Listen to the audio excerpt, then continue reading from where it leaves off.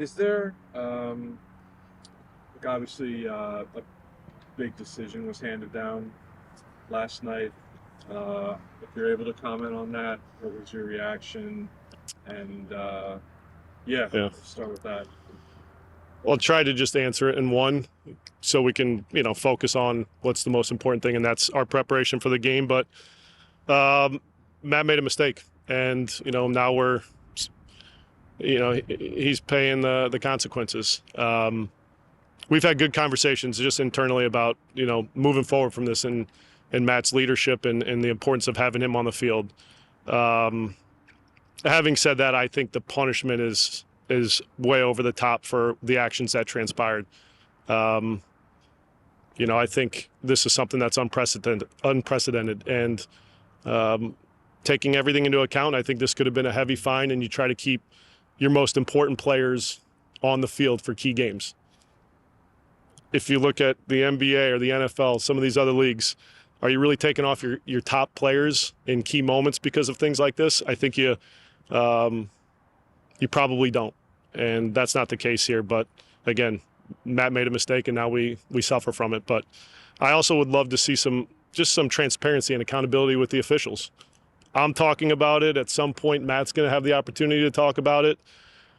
Let's have an official up here talking about what transpired, so it's not just transcript. It's not just, here's the report. I think, we can move forward in a strong way if we have that as well. So it's disappointing, but, I'll try to leave it at that so we can focus on, the game.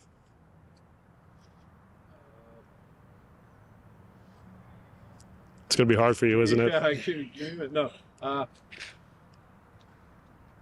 Do you sense this was in any way any kind of a mental setback for the group to come down when it did at this stage in the week? And how do you move the group forward into Saturday? I don't. I think we were already dealing with it, Yeah. Internally, and knowing that Matt wasn't available for the last game. So they've seen what it looks like for 1 week already, and now it's going to be the remainder. So we'll continue to move forward in a strong way. And Matt's been excellent out there in how he's helped to lead the group, despite not being available.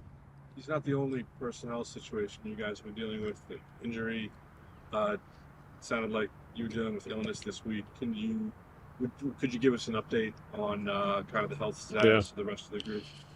As of now, much better as of today and getting through training. But leading up to the game, we had some guys that had to be away from the group just because of illness and extra recovery for some guys. So outside of Nick and London, everybody's available, which is certainly promising. Columbus has a pretty strong attack that you're familiar with at this point. What are the challenges specifically with them? Obviously, you guys were able to get through not having Matt and Obi and Santi. It was a lot different of a lineup on Saturday. In what ways is Columbus going to challenge that a little bit more?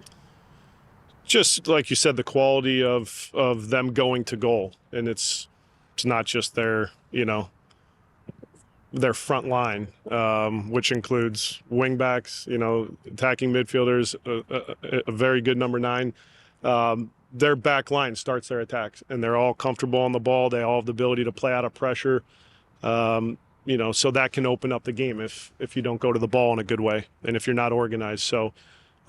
Start with our first line of pressure and how we look to make them uncomfortable and find ways to win the ball and maintain possession at the right times, to attack and transition at the right time. So they're a very strong attacking group, and that's something that we've looked at, the last couple of days. And I also think while they get a lot of credit, deservedly so, for their attack, they're a good defensive team and how they look to win the ball back. And so we need to be very good at being able to win balls, have the composure to connect passes and break pressure. Like I said, at times there'll be space to attack.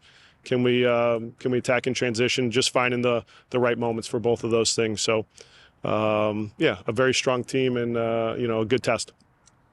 With how you guys got through the Philadelphia game, I mean, you really only had that group like 1 or 2 days just because of how that break went.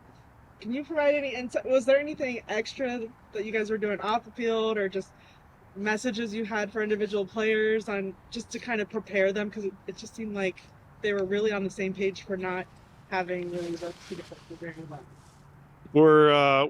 We're well into the season, at the very end here. So guys know each other and they understand, I think their roles. And despite not having certain pieces in the lead up to the game, really a lot of the information and specifics is, the 2 days prior when you're talking about the video portion and the on-field work where we tend to get into a lot more of the specifics.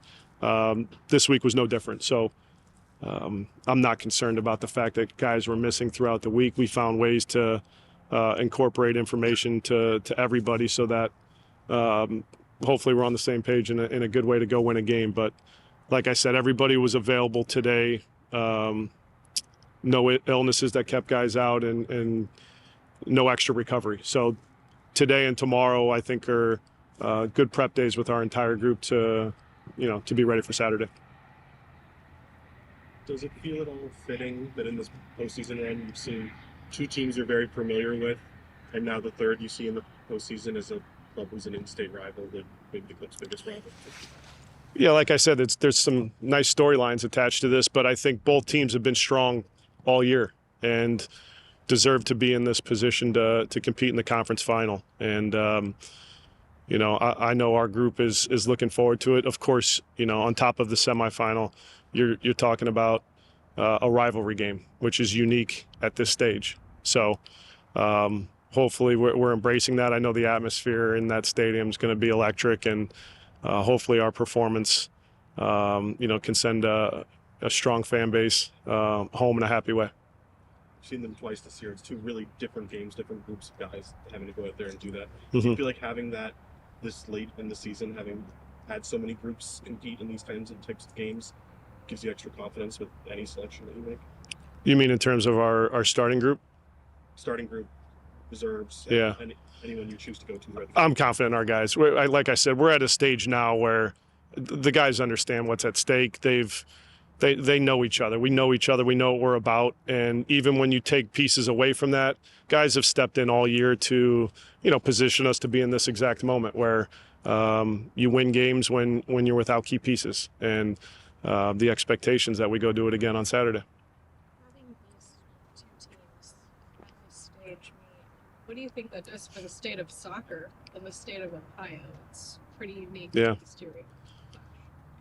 Well, I think it speaks to the quality of both teams. I think it speaks to the direction that both clubs are going in, because I think we're in a really good place with our group. And I think they are as well. Like I said, they have a very good coach. They have a strong team. I think they have good direction from above. And it's nice that in the biggest games of the year, you have two teams representing, the same state and are playing at a high level. And, there'll be great attention around this game. And, that's certainly good for, like you said, the state of Ohio and in particular our two clubs. Mucho and Cucho are going to be the headlines for this matchup. Can you neutralize what they've been doing? We'll try. They've been excellent, and they don't have one weapon. He is certainly one of the top players in our league, a very, very good player. And as you've seen, teams will focus on how to stop Cucho in their preparation, but he has the ability in individual moments to change a game. Whether he's scoring goals, whether he's playing assist man, he just has a great feel for the game and how to step up. So certainly it's something we've talked about and will continue to talk about. But if our focus was on a sole player, then we're in trouble, because I think they're well balanced and have a lot of different weapons that can hurt you. So it's trying to find certain moments within different phases of the game to try to limit the most important players on their side from being on the ball and hurting us. Not to belabor the point, but does that ring is kind of interesting that your clubs are so similar in that sense? People are going to try and neutralize Lucho in the same way you'll try and not focus on just one player, but you have so many to fill in those gaps. That's typically the goal when you go into the preparation of your next opponent, is to limit their strengths, and Lucho's one of our strengths. My guess is they have a plan to try to take him out of the game, which similar to what I just said about a star player on their group. Teams prepare for the best players on the other team, and it doesn't always work because there's a reason they're the top players in the league, and that's their ability to find the game, but find the right moment to impact the game to to provide a positive outcome for their side. So Lucho's been that for us all year, and we'll look for ways where we can get him on the ball to help create for us. But it can't just be about forcing plays into Lucho. We have other guys, we have other weapons, and we need to have and understand the right moments to get him on the ball, and then the right moments to have confidence in the entirety of our group to make plays. When you played for Columbus, that Central Ohio region really had a monopoly, not just on MLS, but on soccer culture. It kind of just expanded out from the crew to all corners of the state. But obviously, FC Cincinnati's come on the scene. Having been part of that organization, what's it like now being part of kind of new money expansion MLS, going up against the original?